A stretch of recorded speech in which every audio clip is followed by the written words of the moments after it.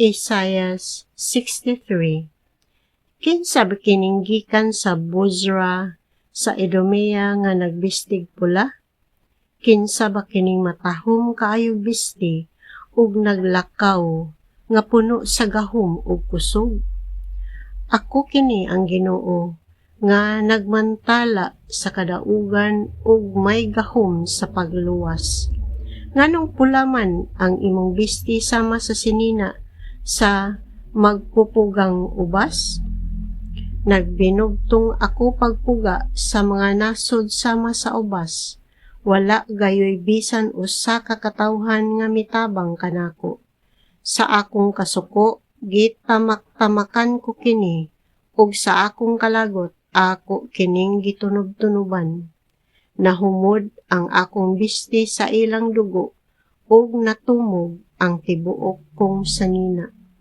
Kay nakahukom na ako sa pagpanimalos batok sa ilang mga kaaway, ug miabot na ang panahon nga luwason ko ang akong katawhan. Natingala ako nga walay mitabang kanako, wala gayud bisan usa. Apan ang akong kasuko naghatag kanako kalig-on ug midaog ako. Sa akong kasuko gitamak-tamakan ko ang katawhan. Sa akong kalagot gihubog ko sila sa akong kasuko o gipabanaw ko sa yuta ang ilang dugo. Ipahayag ko ang gugma sa Ginoo nga walay paglubad. Daygon ko siya tungod sa tanan niyang nahimo kanato, ug sa iyang dakong kaayo dinasig sa iyang kaluoy, ug sa gugmang tiunay ngadto sa katawhan sa Israel.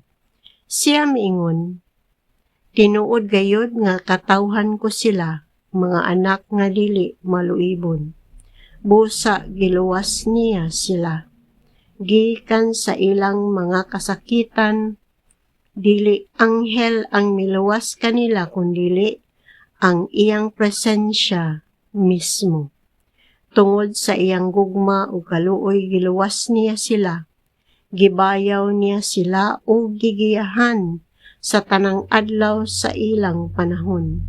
Apan misupil sila o gipasubo nila ang iyang balaang espiritu, busa siya mismo ang nakig-away batok kanila. Apan unya nahinumdum sila sa karaang panahon, sa panahon ni Moises nga alagad sa Ginoo. Nangutana sila, hain naman ang Ginoo nga nagluwas sa mga pangulo sa iyang katawhan aron dili sila malumos sa dagat?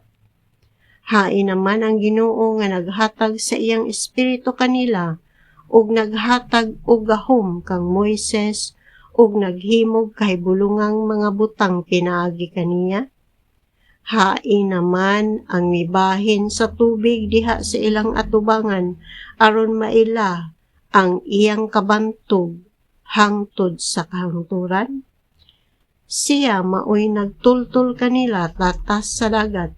Sama sa mga kabayong ihalas wala gayud sila mga dagma. Sama sa mga baka nga milugsong sa kawalugan, gihatagan usab sa espiritu sa Ginoo ug kapahulayan ang iyang katawhan. Ingon niini ang pagtultol mo sa imong katawhan aron pasidunggan ang imong ngalan. Gikan diha sa imong balaan ug mahimayaong puloy-anan sa langit, lantawa kami. Hain naman ang imong pagpangga kanamo, ang imong gahom, ang imong gugma ug kaluoy? Kay ikaw mao ang among amahan, bisan tuod wala makaila kanamo ang among katigulangan nga si Abraham ug si Jacob. Apan ikaw o Ginoo mo'y among amahan, ikaw kanunay maoy nagluwas kanamo. O Ginoo nganong gitugutan mo man nga mahisalaag kami gikan sa imong dalan? Nganong gipagahi man nimo ang among kasing-kasing aron mawala ang among pagtahod o kahadlok kanimo?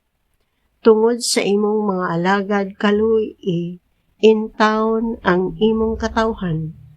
Gipasipad-an sa among mga kaaway ang imong templo, ngat gitamod sa imong balaang katawhan sa mubong panahon.